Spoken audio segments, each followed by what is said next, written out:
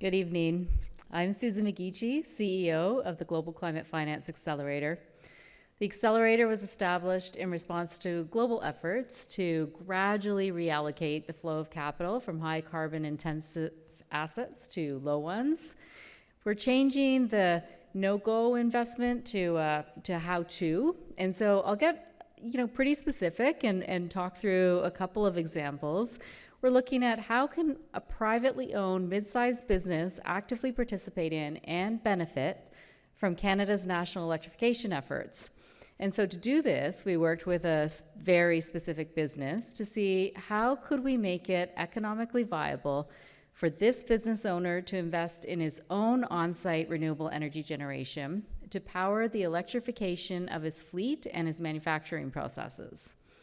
And then we wanted to look at how do we aggregate multiple businesses to do the same thing, maybe just starting with a province, but eventually scaling across the nation to attract larger flows of capital into a securitized pool of individual small business investments.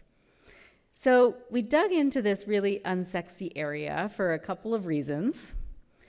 The mid-market is the backbone of the Canadian economy. Finding the how to ignite this engine will turn policy ambition into real-world impact. It will also help a much-needed diversification of Canada's economy by ensuring that small and mid-sized companies can shape, not just access, the clean economy. That means moving beyond enabling investment for a few large players to a decarbonization investment landscape in which everyone can participate. Democratizing access to investment serves an important dual purpose. First, it builds a more resilient, diversified economy so people can seek employment opportunities from a rich tapestry of options rather than, the limited selection we have today, beyond insurance, Graham. Secondly, and this is my more important point, it would create a culture of shared ownership and excitement around the clean energy transformation rather than the current indifference we're experiencing because most people are excluded from the upside of decarbonization. The shift to clean energy isn't just a story about cutting emissions. It's a story about building industries that will define our country's prosperity for the next 50 years. So now I'm going to do part 2 of Chris's talk. These stories matter. We can learn this lesson from other countries that have set themselves up on a radically different path than the one we seem to be following here in Canada. So Norway, for example, discovered oil in the North Sea in the late 1960s, but instead of simply unleashing private interests to extract it, they nationalized the resource, creating Statoil, state oil, which was later transformed to Equinor to reflect the company's evolving strategy to diversify beyond oil and gas and include renewables. The new name is a blend of equi, symbolizing equality and equilibrium, and Nor for Norway, underscoring the company's purpose to serve Norwegians. Most importantly, the company's revenues were channeled into a sovereign wealth fund. Today, that fund is worth over $1.6 trillion US, and the proceeds are used to invest in education, clean energy, and public infrastructure.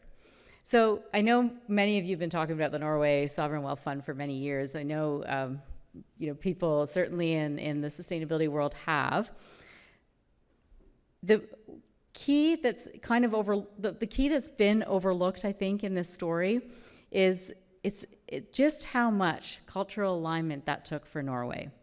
So, it might seem easier for Norway to build national consensus than in Canada, but it still took a deliberate, hard-won effort on the part of government, civil society, and industry.